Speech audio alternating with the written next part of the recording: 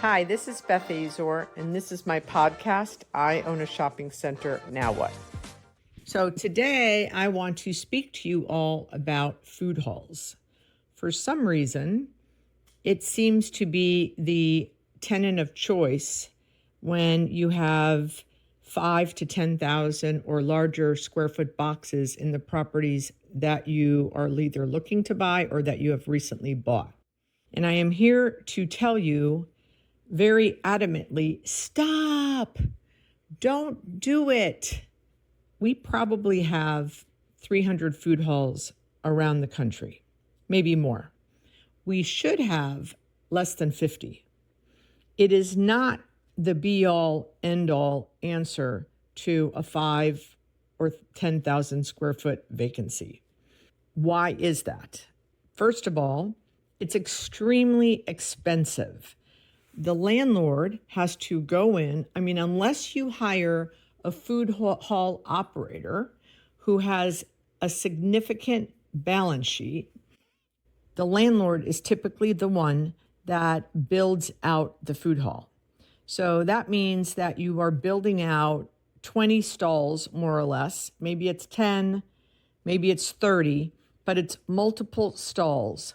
And each of those stalls typically have very significant electrical, plumbing for sinks, etc., and equipment built into each food hall or to each food stall in the food hall.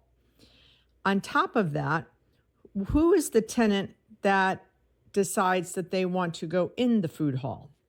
Typically, they are startup tenants.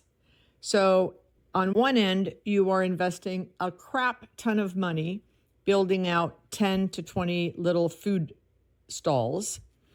And then who are you putting in there? No name startups who, is it 80% of all restaurants fail? So let's say in this case, because they're not investing the money and they get to just open for business and start selling food, maybe the failure rate goes down to 50%.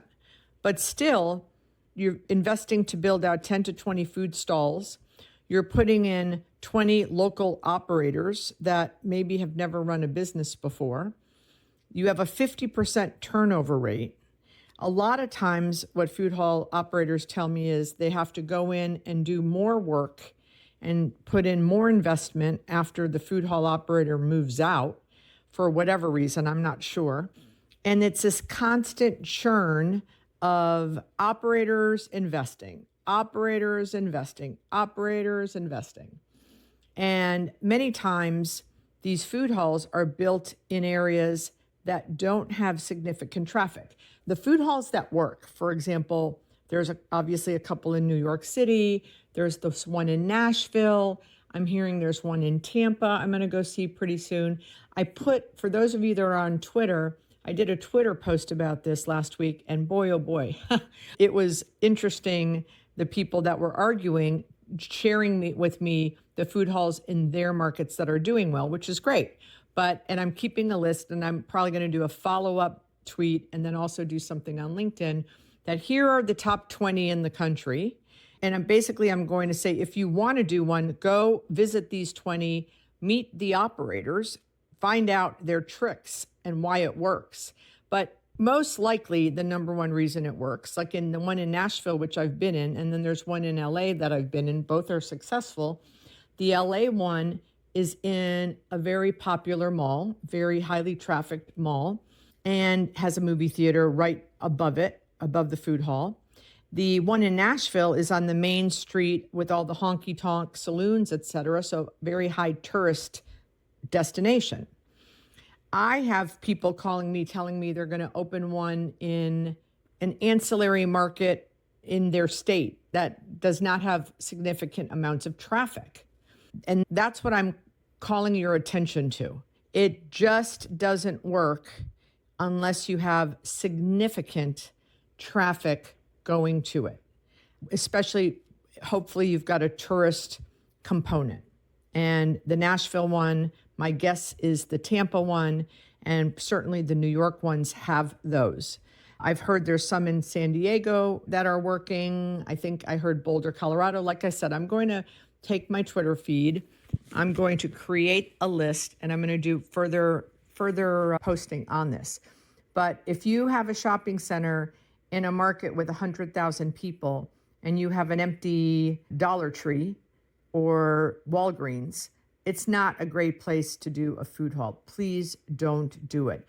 And if you're in the middle of it, or if you're thinking about it, or you've had an architect and you're drawing up plans, please at least put a pause and call other food hall operators that you are aware of and ask them if they're successful, if they're not, why aren't they, so that you can put forth your best foot to make it a success.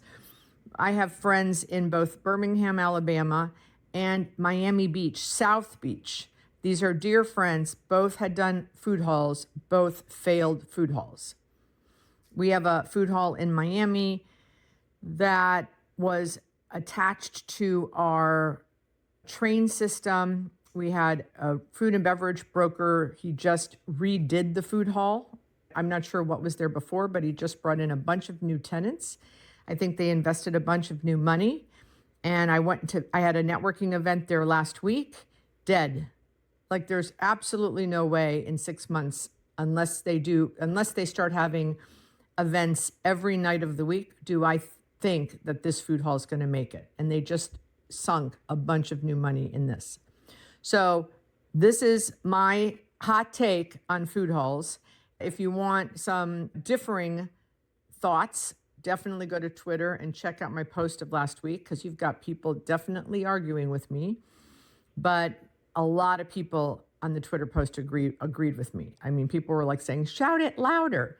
So I thought this would be a great post for all of you.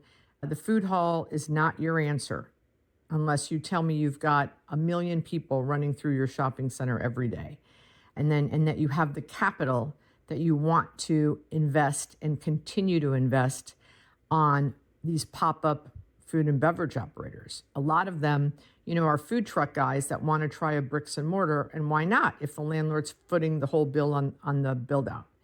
So best of luck. Feel free to comment or DM me if you disagree. If you like the podcast, please share it, and we'll talk to you next week. Hey, listeners of I Own a Shopping Center, Now What? We have done some research, and we have found out that 92% of the listeners are men in the ages of 50 to 70. So what I wanted to do is shout out to all of you. Thank you for listening. But I wanted to shout out to all of you. If you have a wife or a sister or a daughter, I have a conference every year in March called the Women's Real Estate Investment Summit. There are 250 women that attend, and probably 75% of them are investors in all kinds of different asset classes. We've had women that are fix and flippers, women that have invested in storage, hospitality, student housing, of course, retail, and you name it, senior living, multiple different asset classes, car wash funds. And the women in the room, what I do is I interview women that are investors, and then those women go into breakout rooms and do like a deep dive on how they underwrite their deals, multifamily, etc. And a lot of the women in the room have started investing with each other, which is great, which is helping my goal and mission of getting more women to invest in commercial real estate. But if you have a wife, a daughter, a sister, a mother, that maybe you want them to learn a little bit more about the industry, or maybe they're running your properties with you, have them come. It's March 4th through the 6th. We opened registration last week. We've already sold over 50% of the tickets. I highly predict that we will be sold out by year end.